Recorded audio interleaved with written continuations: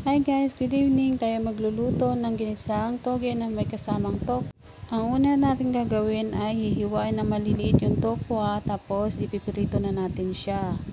Saka tayo magigisa ng bawang at sibuyas. Ayan, igigisa natin na mabuti yung bawang at sibuyas. Pag nagisa na natin, isusunod natin ilagay yung carrots. Yung carrots ang una nating ilalagay para lumambot yung carrots kasi yung carrots ay medyo matigas. So, kailangan yun ang mauna nating ilalagay para magisa siya ng mabuti or mauna siyang maluluto kesa dun sa toge. Ayan guys, tapos natin magisa, lagyan natin siya ng konting tubig at lagyan natin ng oyster sauce at cubes. Saka natin haluin at pakuluin para lumambot yung carrots.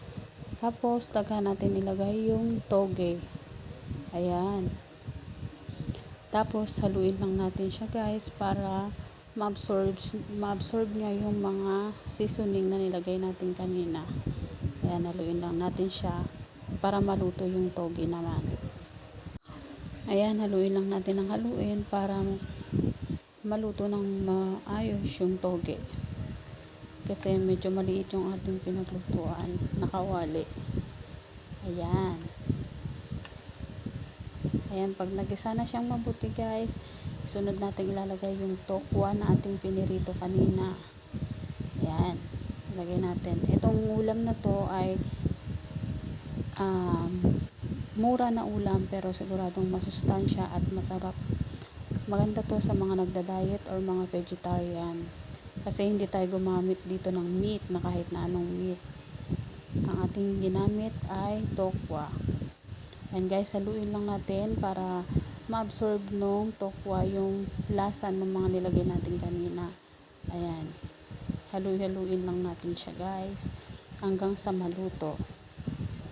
Ayan. At pag naluto na, ayan, tanan, pwede na natin siyang iserve.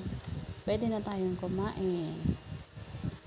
Ayan guys, luto na siya. Pwede na natin siyang iserve. Ayan. Mura pero masarap at masustansya. Ayan, kakain na kami guys. Ayan ang pagkain ni Dave. Kakain na siya. Ayan guys, so tingnan nyo, gustong gusto niya yung ulam namin.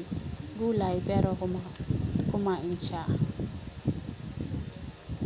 Ayan, i-try nyo rin guys, baka sakali magustuhan ng mga anak nyo na pihikan sa gulay. Kasi ito ding alaga ko ay bihira kumain ng gulay. Ayan, ang aming pagkain ngayon ay ginisang tokwa.